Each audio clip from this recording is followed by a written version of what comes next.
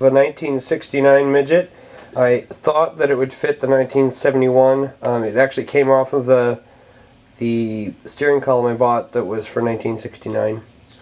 And it's very, very different, as you can see from this lock assembly. It came off of my 1971 MG Midget. This is original car. I had to replace it at some point because there was a missing electrical connector here that just broke off one day while I was trying to service it. And also the whole lock is pretty badly worn out.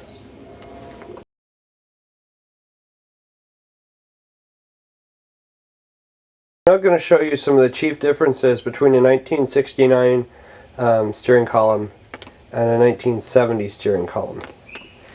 Alright, first of all, when I got this one right here, which is the 1969, it had a lock assembly that was press fit onto it. And I showed you part of the lock assembly, the one that carried the tumblers and everything. That just unbolts and comes straight off.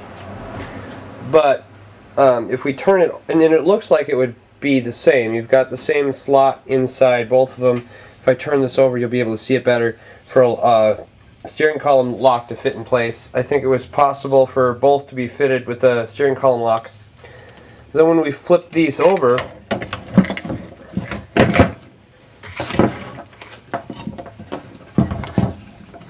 we see some very major differences up top. You'll notice that there are 3 holes here, which is just like here, 3 holes. This one would hold the bearing in place. Then we have this hole, that's the same. But then right here, this is very, very different. You'll see even the location is different. The size and everything.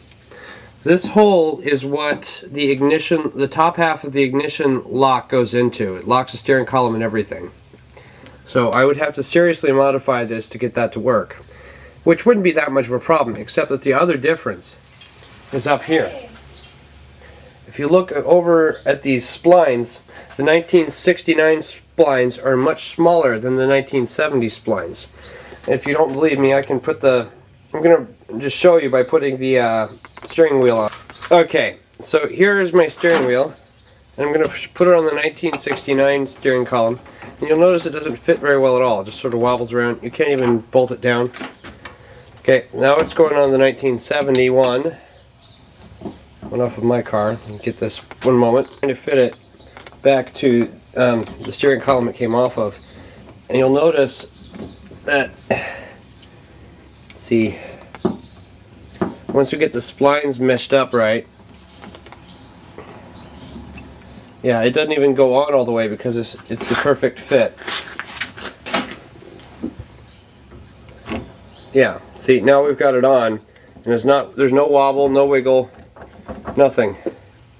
Goes on perfect. So the splines are very, very different. Keep that in mind, everybody.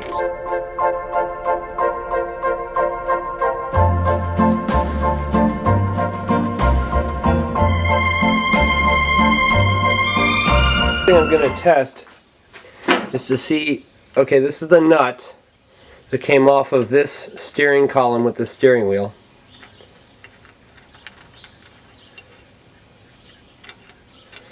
Right. And it does thread.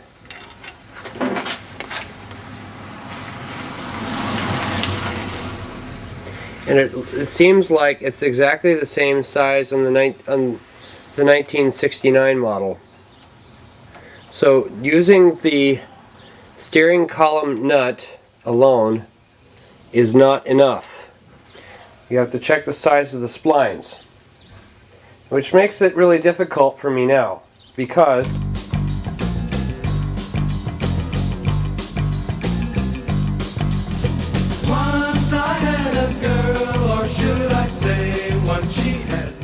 I've taken a steering column from a friend who doesn't know about it yet. It's an old project that he sort of gave up on. It's my brother.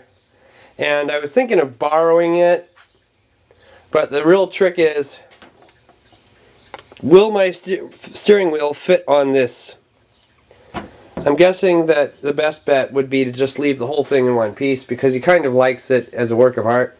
And this is kind of a rare steering wheel. You should make note of it. This was produced only for a few months in 1969, late 1969 to, yeah, it didn't even make it into production, stay in production until 1970. You'll notice that it has upward slanted spokes, and the other thing is that there's no horn push in the center. Instead, the horn push would be on the stalks.